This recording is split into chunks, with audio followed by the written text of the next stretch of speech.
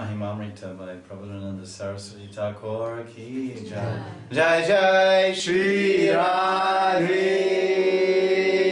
Shyam. So we're hearing about the beautiful forms of the manjaris and how sweet and attractive they are. And Sataka, he calls chapters Shataka, which means he kept writing and writing. At the end he had 17 of these Shatakas, and they're numbered like that, 1 through 17. And there's the total number of verses in Vrindavan Mahanidhi was about 1,701. So that makes sense. So this is about the manjari's forms and gives us some pattern, let's say, template to meditate on.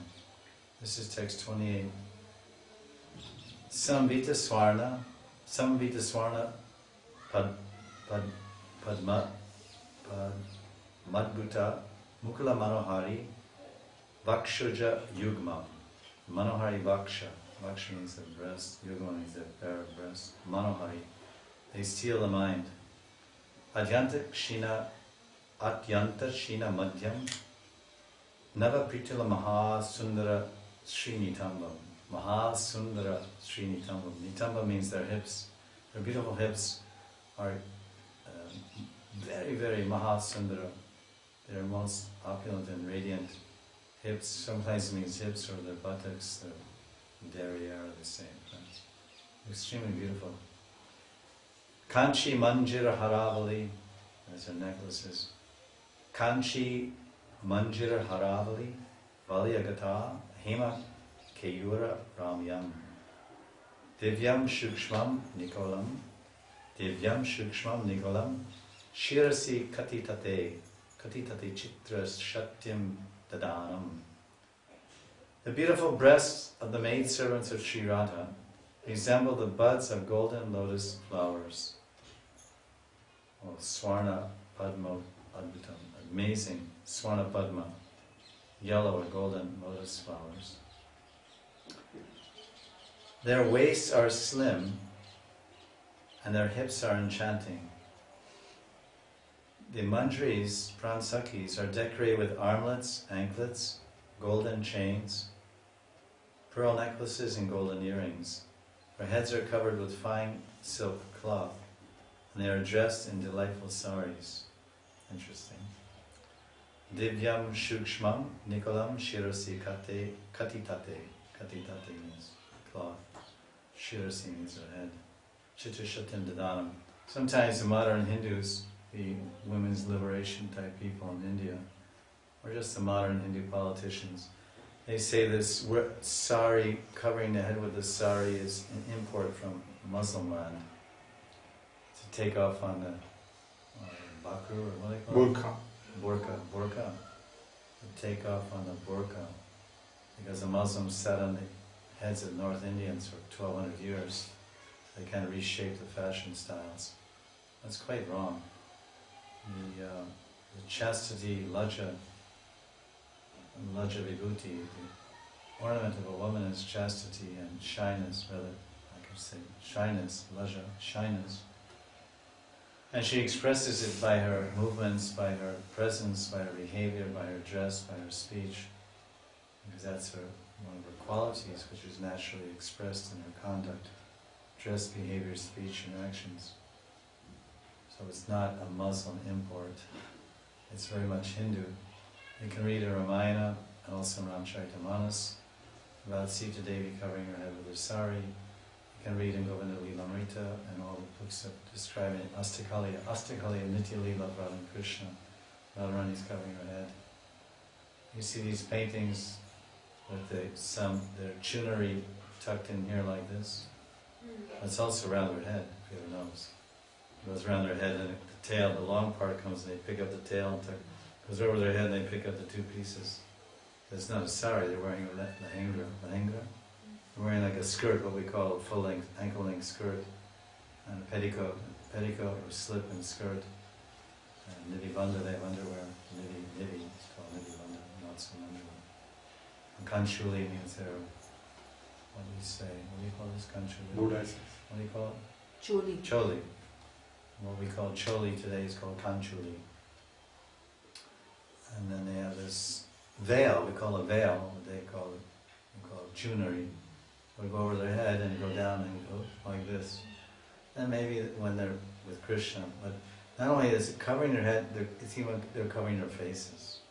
So not only covering the head with a sari, but the Vedic women, at least up to 5,000 years ago, and even less, as you see in the villages now, the face was covered.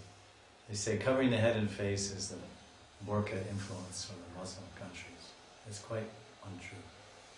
So this is written 500 years ago, describing the manjaris, and their heads are covered. Shikshvam Nikolam Shirasi Katitate Chitrasutim. At least that's what this translation is saying. At least they must be. They're dressed in delightful saris. I read another translation here. I believe these translations in this book are by Kushakrata. No, some of these. I'm not sure. Because this is, I know this is Kushakrata.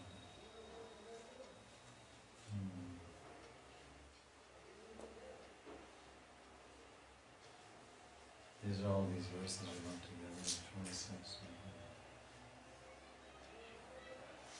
I don't know.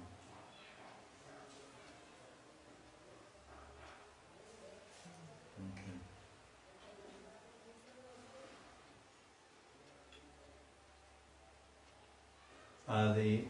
The beautiful breasts of the manjaris are like two wonderful golden lotus buds, discreetly covered by a bodice. Bodice means this kind of blouse, you see, bodice or blouse. They have very slender waists and very beautiful broad hips. They are beautifully decorated with belts, anklets, necklaces, bracelets, and a golden veil. Their hips are girded with a wonderfully colorful cloth. I know for Krishna, when they describe Krishna's attire, they say that he's wearing a kamar band. You know kamar band? Has a yellow dhoti and he may have a blue around his waist. He may have blue or red. Just goes around the buttocks, and goes around the buttocks and below the belly button. It's like a sash almost around the hips, but you see oftentimes, and especially in Vrindavan, Radha Shamsundar, this was introduced in Indra's era. Before that, this was never worn. Just Krishna, this dhoti on the bottom, no kamarband, and Prabhupada. So it's an extra flare that was added, which is right, exactly how Krishna dresses also. So what would that be called in a lady? That's called something else? A sash? Here it says they have a waistband. A waistband?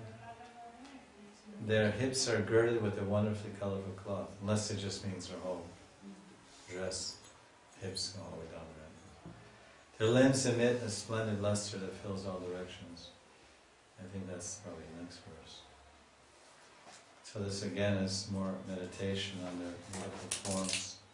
And that that's us. It's like, well, what are they like? No, that's us.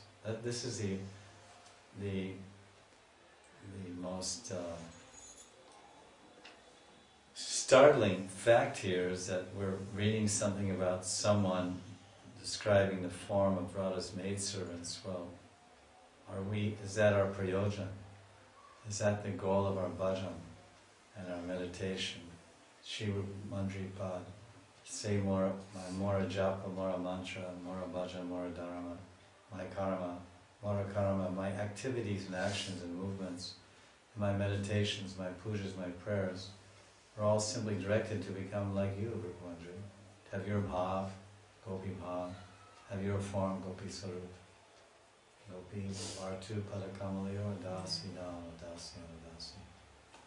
So the Radha's maidservants, well, that's us. And, oh, me? I'll have beautiful breasts? I'm a man. Of course, all this Purusha Bhav and external identity is Maya. And all souls are actually female or in the seva mood towards Krishna. And they'll be like buds or golden lotus flowers. They'll have slim waists and enchanting hips and armlets. So people think when they read this, oh, this is some fairy tale or mythology or imagination. I'm a man. This is this is not the real thing here. I want to be about muscles and weightlifting and sports and cricket or whatever. This is all alokic vichar, transcendental consideration. The highest possible topics are being revealed here. And these books by Prabhupada Saraswati, Rupa Goswami, Raghunath Goswami, and they're for us. And those that are followers of Radharani, then they have to have such a form to enter the Leela. Who could have more of Purusha Bhav than Lord Shiva? He's powerful, Mahayogi. Yogendra Shiva, he's the king of all yogis, a master of all mystic cities. He can bestow grants and benedictions to anyone in the universe. Give fantastic unlimited powers, practically bless anyone to become invincible. Give them invincible power. And practically bless someone to become immortal. So powerful. So how much ego he has, how much mood of being the Ishvara, the controller. His name is Mahesh. Mahesh, Lord Shiva, Maha, great Isha, controller. But he's not the Maha Maheshwaram. The Maha Maheshwaram is Krishna, Vishnu. Ishvara Parameshwara. There's so many Ishas and Ishvaras. There's only one Parameshwara. Transcendental, unlimitedly supreme and unlimited controller. And the origin of everything. Swami Bhagavan Sri Krishna. And yet he has to put all that aside. He's famous. He's a power lord. He's not a wimp. He's not a wallflower. Some kind of weakling. He can take one hair from his jata and create a universe, or just destroy an entire universe. Just take one hair and throw it. He's in charge of destruction. Tamagun. He can destroy a whole planet, destroy a whole universe if he wants, just by dancing. Tandava Nritya, Pralaya, and he has expansions, the 11 Rudras. They can burn down, they have so much power, they can burn down the entire creation. Not bad. But he doesn't think, I can't become a gopi. I can't have beautiful breasts and a slim waist and enchanting hips and decorated with nose rings. He had to do all that. Gopishwara Mahadeva ki jai. He became a gopi. So he had the power of renunciation, great tapasvi, yogi, vairagi, yogi Raj, Shiva. He had the power of knowledge, renunciation, opulence, wealth. Parvati's his wife, she goddess Durga of the entire material creation. She keeps it all going in illusion, and he smashes it down. Brahma creates it, she keeps it rolling, and then he smashes it down. And Vishnu sanctions all of it. Because it keeps rolling in passion, and that's Durga's purview. The integration and synergy of it all is Vishnu's role, as far as goodness goes. And when goodness starts moving, then it's Roger. When goodness stops moving, then it's Tamagun. So Vishnu, Shiva, and Brahma, and Durga work all together. Powerful. He became Gopi. He didn't have any qualms about adopting a delicate, dainty little girl's form. Because he wanted that opulence, that opportunity to see Krishna and Radha and the gopis and the rasa dance. And Krishna was pleased. When he first came, he wanted to walk right in. He said, "I'm Shiva," and he wanted to walk right into the Ras Mandal. Hey! Purnamasi was on one side, and Lalita Sakhi was on the other side. And he put two sugar canes like this. You've seen these movies, the king has his guards. The chowkidars at the palace, right? And these long lathis with a big arrow, what do you call it, like a knife at the end of it, big pointed thing, long thing like this. And they stand there like this, and somebody comes up to walk in, You see in the movies, it makes big sound. One guy looks, hey, I'm Duryodhana. No, who are you? Stop. Orders, king's orders. No one passes through the gate. Who the hell are you? And so that's like this. So they had 2 pieces of sugar cane, tom tom.